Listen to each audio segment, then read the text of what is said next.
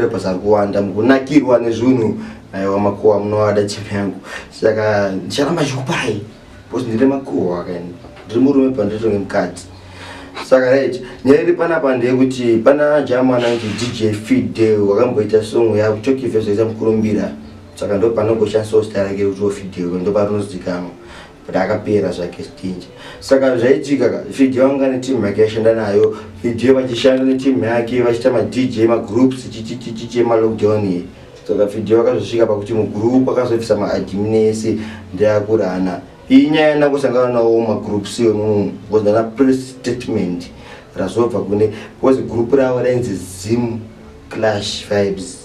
ndo ravaita then Fidel vazobvisa vanhu vese ovasara iye admin ovadzinga vese saka ndazongona press statement ndora muri kuona chibuda pascreen penyu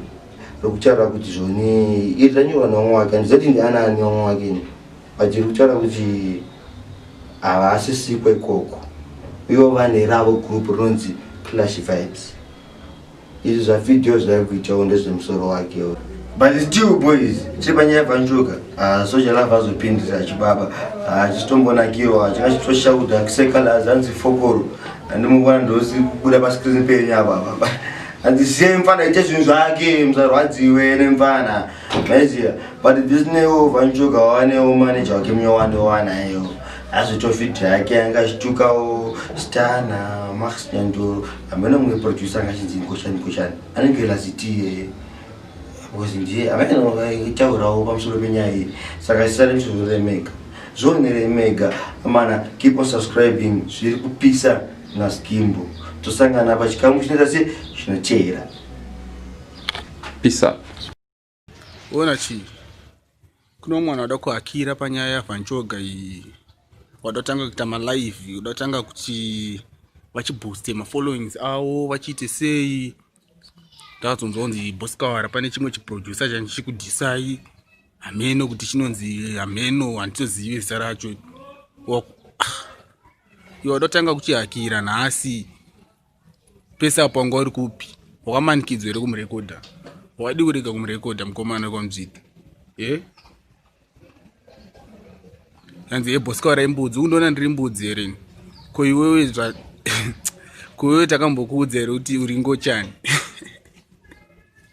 takambokuudza here kuti uri ngochani takambokuudza here zvaunoita mustudio menyu imomo nyaya sleazy pakauya chirekodha ikoko takambokuudza zvawakamuita here ikoko nyaya dzako tinge tinadzo mukomana ende hapana asingazive kuti iwewe unotoita man to man saka chitonyarara unzwa nyarara zvako ini boskawara ndiri kutaura nyarara utori balance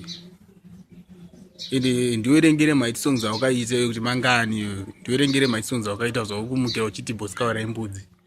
nyaya usitomboziva kuti iri kuenda kupi iri kubva kupi saka nyarara unzwa ini boskawara ndiri kudaro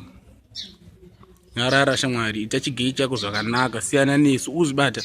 unoita 20 years nemasongs e1 kustudio kwako ikoko maartist hobo ari kukomplaina newe unoita 20 years uchirekodha album